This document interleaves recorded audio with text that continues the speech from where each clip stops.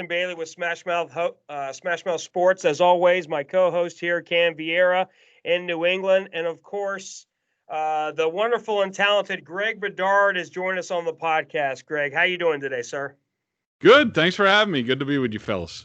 Absolutely. We were talking a little bit about the show. I've got my Tampa Bay hat on, which, of course, enraged Greg.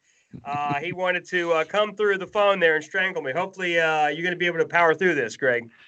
I guess. I mean, it's lean time for the Red Sox right now and for the Old Town team. But we'll be back in short order. We got our manager back, and now all we need to do is figure out how to field a pitching staff and anybody with any power in the lineup, and we'll be contenders again.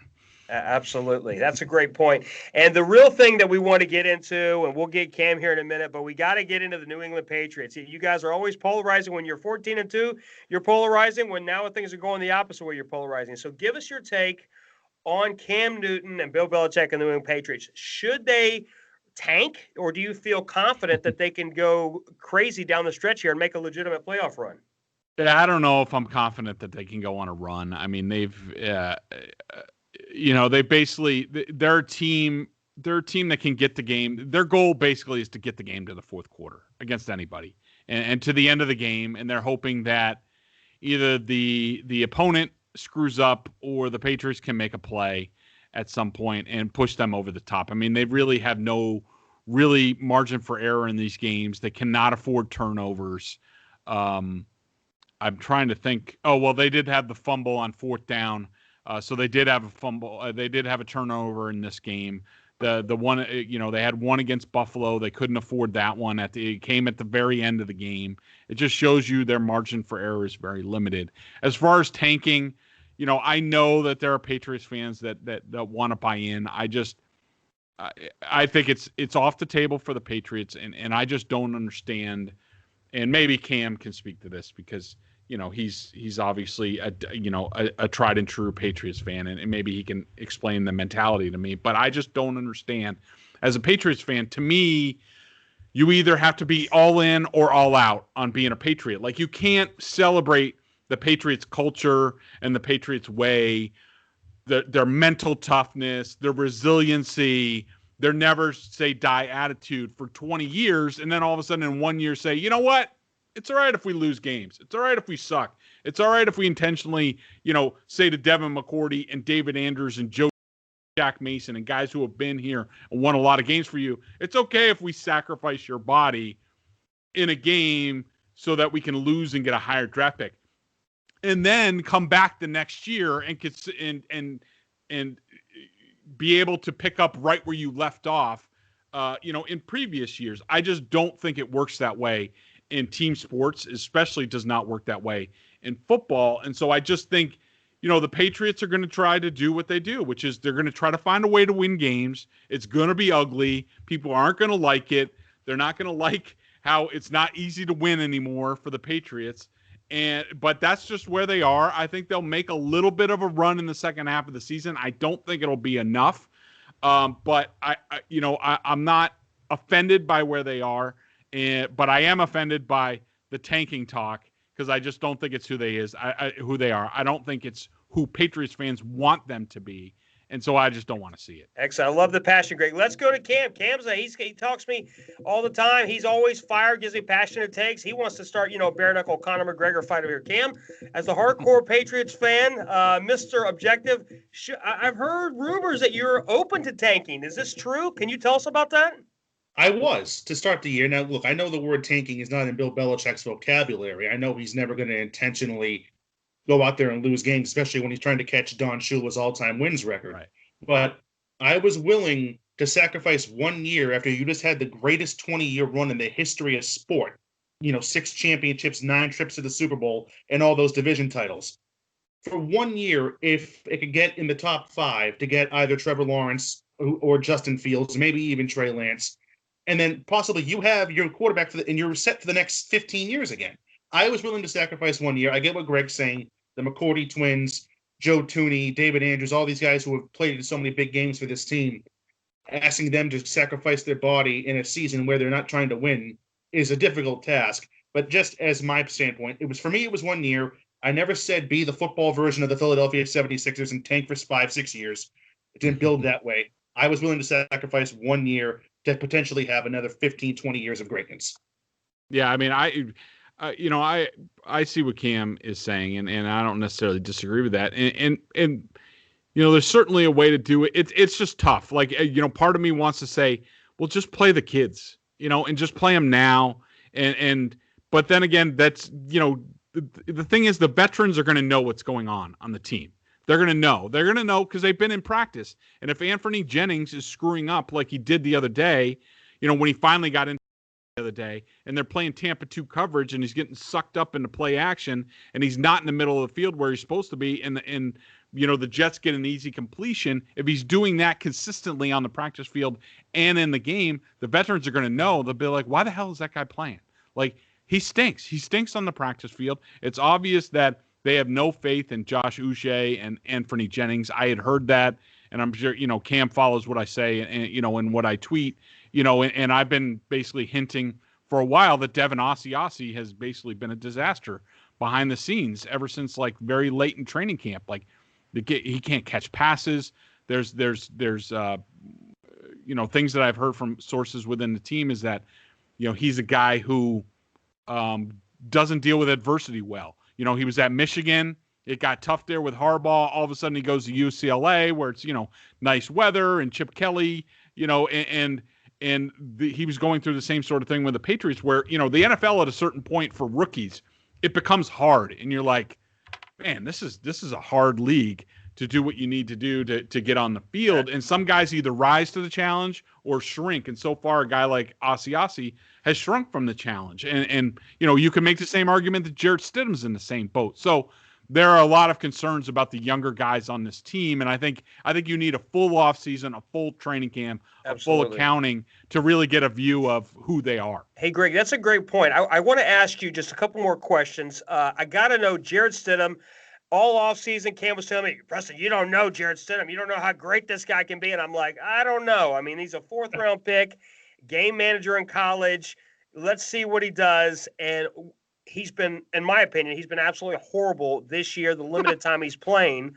Do you see – 2 questions. Do you see a potential that maybe you have something, or do you feel the smart money is he's a backup at best, cut your losses?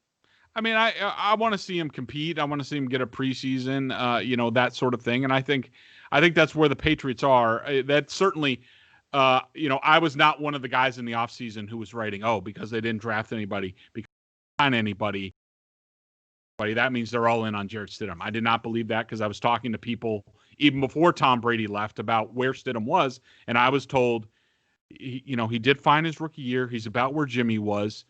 We have no clue what he can do. Nobody was putting any eggs in the Jarrett Stidham basket just because they didn't know. I don't think, the circumstances really helped him this year. Certainly he's been a turnover machine when he's been in games. I mean, when you include the one pass that was called back because of penalty, the one interception in the end zone, which was still a horrendous pass, 5 of his 21 NFL passes have been caught by the other team. And so that's going to be tough for him to overcome. That's not usually a fluke. I want to see more from him. I'm not ready to bury him. I know that the training camp injury. Let's bury him. his attitude once he came back from that turned some people off in the organization, saying like he was just sort of happy to be there. Once he came back from the injury, he had already sort of been like, "Hey Cam, it's your job. I'm just going to watch." That did not go over well internally. Yeah, to my opinion on Jarrett Stidham, I think he's great at holding the clipboard. I think that's where his skill level ends. Probably. I think he's going to be a career backup. I think if you're lucky, he's a Brian Hoyer at best. That's just my personal opinion. I don't see the Jimmy G. I understand the comparison and so forth. Really last, we'll get Cam in here. Cam, anything else you want to ask Greg before I ask him about Bill Belichick? If he's if Bill Belichick, the GM, is ruining Bill Belichick, the coach? Well, yeah, and it actually feeds off of that, and it feeds off of something Greg said moments ago. Greg, Monday night, Kyle Duggar, Josh Uche, Anthony Jennings, 13 combined snaps. Dalton Keene, Devin Asiasi already on IR. We know about the drafting problems the Patriots have had in recent years. N'Keal Harry, Sony Michel, Malcolm Brown. It goes all the way back really to 2014, the Dominic Easley, Jimmy G draft. Is this looking like another lost draft from Bill Belichick? I'm not ready to say that. I think COVID has had a lot of. It's made it even harder. I mean, it's hard for young guys to play for Belichick, anyways, and I think it made it even harder for Belichick to trust him this year. I think that Duggar is going to be something. I don't understand why he had such a big role against Seattle, and he hasn't since. Considering that the Patriots, they just cannot get any pressure on the quarterback, and they need to blitz more and more. And he's probably one of the best blitzers on the team. I don't understand that. Obviously, they're not comfortable. There's something in practice that they're not seeing. Ossie, I'm starting to get the sort of Duke Dawson vibe from him that they could cut their losses with him sooner rather than later. He'll probably be given into camp next year, and then they'll see. And they'll probably challenge him. The coaches will be in his face to see, does he have the sack or not to play in this league? And then we'll see. I think Keene's got a chance. I like him. He's more of he's a tougher role. The offensive linemen have done well. Rohrwasser was an idiotic pick. I still can't believe that the Patriots didn't draft a wide receiver in like the deepest wide receiver draft in history, but that's just typical, Bill Belichick. I mean, they got to stop, one of the big things I've heard from people talking to people around the team is that they're so sick of, Belichick going heavy on defense in terms of acquisitions, and it certainly didn't pay off this year. I mean, they went into the offseason knowing they needed a lot more improvement on offense. They needed speed. They needed impact people. They needed tight ends. They wanted an athletic fullback to sort of do sort of the San Francisco thing. And Belichick what's he do? He drafts Duggar, Uche, and Jennings with the first 3 picks. And then because all the guys that they really liked in the draft had already been taken, Belichick now has to trade up and give up more to get Ossie and Keene, who, they're not even sure whether they can play. And so it's just, it was just, for now it's been a disaster. Who knows? But it wasn't good, and it doesn't seem good. Great point, Greg. Last question. I got to ask you on that Bill Belichick vein, do you feel it's more or less, and this is what I believe it's more have been Tom Brady the last year driving this ship, bailing out, especially the Patriots these last 7 or 8 years with bad draft picks, lack of skill position. I don't think it's realistic personally to go into a season to try to get lucky with a Josh Gordon or lucky with an Antonio Brown or a guy that gets busted for weed or something. Are you concerned at all the future with Bill Belichick, the GM, mixed with Bill Belichick, the coach? Are you worried that they may have to hire a traditional GM in that role? And are you confident in Bill Belichick's drafting skills going further without Tom Brady? Yeah, that's not hiring another GM is not happening. I mean, not as long as Bill Belichick's in control of football operations. That's not going to happen. Do I think they're going to get better at drafting?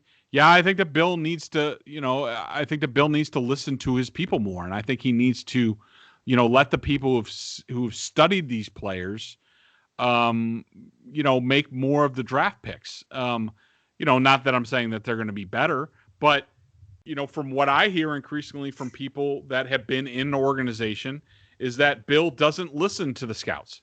He doesn't go to the scouts meetings, just reads reports. He calls his buddies in college football, asks them these questions, and then he makes his decisions. And there have been countless times over the years where, whether it was Tavon Wilson or Jordan Richards and guys of that ilk, where Belichick has just gone rogue from his own scouts to draft these guys. And I think Bill has to realize, and no one's going to tell him this, and this is also part of the problem, but he has to realize that he needs to stay with his strengths. And he has to realize his strengths are evaluating NFL players on film and saying that guy translates to what we do. Like, he does a really good job most of the time in terms of, trades or, acquisition, Kyle Van Noy and people like that. But he's not great at the draft. He just isn't. And I think it's gotten worse and worse since he's had fewer guys like Scott Pioli to even Mike Lombardi when he was here. These are guys that Belichick respected and would listen to. And I just don't, I think the more people you talk to in the organization, the more they say, Casario's really not that guy, and they have to figure something out there. Absolutely. So, Cam, we got time for one more question from Greg Bedard. We're talking to. Hit him at Greg A. Bedard on Twitter, thebostonjournal.com. Cam, what's your last question for Greg? And we appreciate the time so far, Greg. Greg, looking at the Patriots' remaining schedule, obviously Baltimore this week going to be a tough game. Then they still have the Jets, Dolphins, and Bills all one more time. Houston obviously having a bad year. Do you see a way to get to 8 or 9 wins, or do you think that's just unrealistic? I do. I still, I'm not sure if 9-7 is going to be good enough for the playoffs, which makes it even tougher. Like, look, the Ravens game is lost. They're going to lose that game. The Texans game, they're going to win. The Cardinals is a swing game. The Chargers is going to be it's going to be a tractor pull. The Rams are going to be a tractor pull. I don't think they're as good as people think. And plus, Aaron Donald, they've already handled Aaron Donald in the Super Bowl. I think it's another nip-tuck game. I think the Dolphins is going to be a tough game. The Bills is going to be tough. And, the Jets, we'll see where they are in terms of what they're playing for. So, I do – look, I think they have a chance. I think they have a chance to win 7 of 8 down the stretch. Do I think it's likely? No. But I don't rule them out. And, I want to see, are they competitive against the Ravens? Or are they a complete disaster in the run defense and they can't stop the Ravens and they lose like 50-3? It's not promising that you need to go down to the very last second to beat the winless Jets, but stranger things have happened. Excellent. Well, Greg, we really appreciate your time. We know you got to get your final prep in for Felger and Mass coming on pretty soon. So we appreciate the time. Thank you, Greg. Sounds good. Thanks, guys. Thanks, appreciate Greg. it. So that was Greg Bedard with the Boston Journal. We really appreciate him logging on. Out of respect for Greg Bedard's time, and out of respect for Greg Bedard, I was tempted to interrupt and say that there is no chance in hell. This is out. This podcast is not a New England only podcast. So unlike Cam and Greg Bedard, I have no allegiance to the New England fan base and the Boston Metro fan base. I am cursed with this thing called brutal honesty. And I'm letting you Patriots fans know there is not a chance in hell the Patriots make the playoffs, even with the 7th spot. Okay, the only chance that they would have is, and that's with the 8 teams. Even with the 8 teams, there's not a chance in hell. Because, Cam, and we're going to get to you, but I got to say, I have to be honest, Greg's a great guy. The New England fans, Cam, I told you this early in the year, you guys still have so much blind confidence in Bill Belichick and the Patriot way. Tom Brady is the Patriot way. If Tom 100%. Brady got traded back to the Patriots, they wouldn't go to the playoffs. So I think it's funny how, Houston's not very good. The Rams are not as good as they thought they are. The Patriots are not as good as they think they are. So, Cam, what are your thoughts? I heard that at the end. I thought, oh, my God, this is unbelievable. Well, I mean, Greg's a writer, but Patriots fans do live in a state of general optimism. And obviously, they've been blinded by the fact that of 20 years of greatness, but Tom Brady's not here. So it's just, I don't see it. I don't see. I think they'll beat the Jets again in Week 17. I think they'll probably beat Houston. Other than that, I don't look at the schedule. Is that what we're getting excited about as a Patriots fan? We're beating the Jets again, and I'm bringing up the schedule right now because I think it's laughable. I'm glad he at least admitted you're going to get steamrolled by Baltimore, because last year when you guys were a team, you got steamrolled by Baltimore, and I do expect you to get steamrolled by Baltimore. Is it possible that you beat the Houston Texans? Yes, it's possible, because the Texans are not a buttoned-up organization. However, Deshaun Watson is a hell of a lot better than Sam Darnold and Joe Flacco at this stage of the game. Let's be real about that. I mean, we have to be real. The Jets are now 0-9. They were 0-8, and you needed a photo finish against the Jets? I understand this is the NFL. Believe me, a win is a win, and I believe 99% of the time, I believe a win is a win, except for when you're playing the 0-8 Jets. The Jets are abysmal. They've got a 38-year-old Frank Gore as a running back. Give me a break. And their first-round 380-pound offensive lineman, who is a beast, got knocked out of that game like 3 different times because there's an old saying they used to say, you probably can't use this anymore, looks like Tarzan, plays like Jane. This guy looks like the monster of the Midway, and he played like a little church mouse. So he looks to me like all bark and no bite. I got to say, I got to go over this schedule here. Okay. Can I ask you a question first? Go ahead. Yeah. On week 2, when they almost beat Seattle on Sunday night, everybody said it was a moral victory for the Patriots. Would you say that this past Monday night was a moral loss? Yeah, I've never really used that term, a moral loss. I don't really see it like, I mean, I see what you're trying to do. You have a moral victory. I wouldn't classify it as a moral loss. I would call it as an outrageous win is what I would call it. A ridiculous, here's what I would say. You want to know, that's a good way. I like the way you phrase that. I would call it an embarrassing win. Okay. So it's a win. It counts as a win. Okay. So if you beat the Chiefs 35-10, that's a win. If you beat the Jets 30-27, that's a win. But I'd say this, it's an embarrassing win. It is an embarrassing win. Why do you say that? You were 10-point favorites. Okay? If you're a 10-point favorite, that means the money, that means Vegas, that means everybody's acknowledging the Patriots are going to win this game. Everybody. The Jets are acknowledging you're going to win this game. And I'm simply telling you to be objective, to not live in the New England bubble. And I realized when I was like, wow, Greg sounds exactly like Cam. It's like, man, there must be something. Because I was expecting him to come on, be a button-up journalist. Oh, no, I think the Patriots should consider tanking, even though you hate to admit that tanking sucks. And yes, tanking does suck for the fans, but I think the intelligent thing to do is to realize that the Patriot way of the last 20 years is no longer. It's over. We've got the Patriot way. The Patriot way is Tom Brady. Even Greg Bedard admitted Bill Belichick doesn't listen to his own scouts. That's a problem. You have to listen to your scouts. You have to. Justin Jefferson, DK Metcalf, CeeDee Lamb. There's been a wave of receivers these last 3 or 4 years. A wave. N'Keal Harry has been dreadful. I didn't even get into N'Keal Harry being dreadful. I didn't even get into Sonny Michel being marginal at best, and another guy that's injury prone. And I do love the we're blaming COVID for why the Patriots suck message. I think that's good for marketing. I think that's good for Twitter fans. I think when you write for the BostonJournal.com, it's very easy to try to placate to the Patriots fans. I am not going to kiss the ring, as Rex Ryan likes to say, of Patriots fans or anybody. I'm going to be honest. The Patriots won.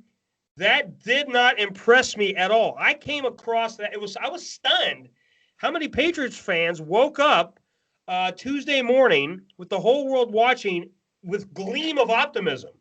I watched that game as objective, and I said to myself, and I texted you, called you during the game, when that linebacker or corner came off the edge and hit Cam Newton in the chest, they called a 15-yard penalty. That was a BS call. Okay, you had 12 men on the field late in the game. You had another roughing the penalty call late in the game. You had a phantom, in my opinion, pass interference call late in the game. So there was many, many plays that went the Patriots' way that you guys did. You guys just saw it. Oh, the refs are being very fair to us today, very objectively. What are your thoughts on that, Cam? Do you think Adam Gase tanked that game? No, I think the Jets just suck. I don't think he tanked that game at all. I believe Adam Gase tried to win that game. I just believe he's a bad football coach. I believe they're a bad football team. I believe he's a bad football coach. That's what I believe. Well, I say that because the Patriots didn't touch Joe Flacco all night. Then all of a sudden, when the game is tied, they get a huge sack in the Jets' last drive. That's why, and of course, the 12 men on the field goal, and all these things. Like, it was a little fishy. No, the Jets just suck. The Jets. The Jets are 0-9 for a reason. 0-9 football teams have 12 men on the field. 0-9 football teams hit the quarterback after the play's over. Drop easy third and short passes. You know another thing that they do? 0-9 football teams, when they have a 10-point lead in the fourth quarter, they just keep going for 50-yard bombs like Joe Flacco did and threw that interception. That's what changed the game. Because I firmly believe, had they ran the ball 3 times and punted, they would have probably won that game. Had they ran 3 times with 9 minutes and change to go, whatever the scoreboard was, punted the ball, run 3 times and punt, make the Patriots go 80 yards to march down, I believe the Jets would have won. I believe it would have been a lot more competitive because the Patriots needed every single break in that game, and they got it. Let's go to the schedule, okay? We got about 5 minutes to go here. Let's go to the schedule. Here we go. At the Ravens, I'm taking the Ravens. Ravens at home, I'm taking the Ravens. At the Houston Texans. Is it possible the Patriots to win, to be objective? Yes, it's possible. However, if I were to lean one way or the other, I would lean towards Texas. By the way, didn't the Texans beat you guys last year? Yes, they did.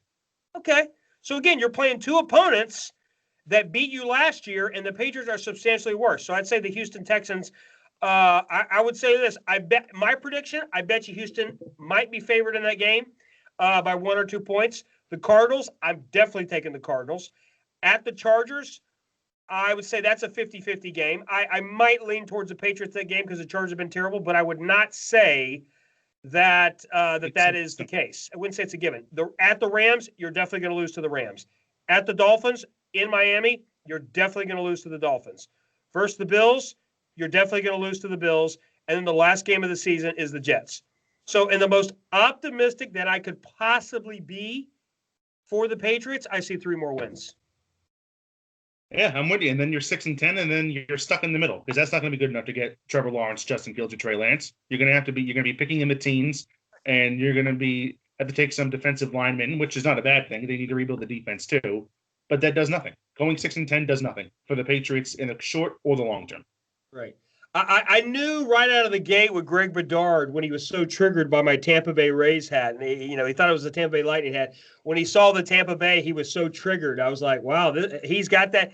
It must be, even if you're, he's got it in the blood. It must be just being in New England. Must be just fanboy central. And I'm telling you right now, there's a new era in the NFL. And I'm not saying that the Bucs are going to go on a 20-year run. We've only got Brady for another year after this one. But I will say this, the Patriots are dead. The Patriots are dead. As far as 12-4, 13-3, every year, we can not draft receivers. We can hopefully get Josh Gordon off of waivers. We can hopefully get Antonio Brown off waivers. Those were lucky moves the Patriots made a lot. You can't count on that. Cam Newton is not going to, and I'm trying to think of a guy, if Cam Newton had Antonio Brown this year coming off the waivers, even this year, the Antonio Brown coming off the waivers, it was a little bit of a struggle game. And he'd worked with Tom Brady before.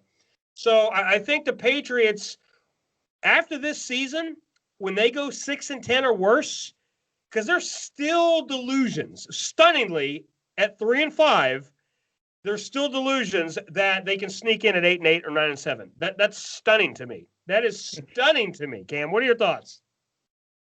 I'm not one of them. I asked Greg that question because it was what came to mind at the moment.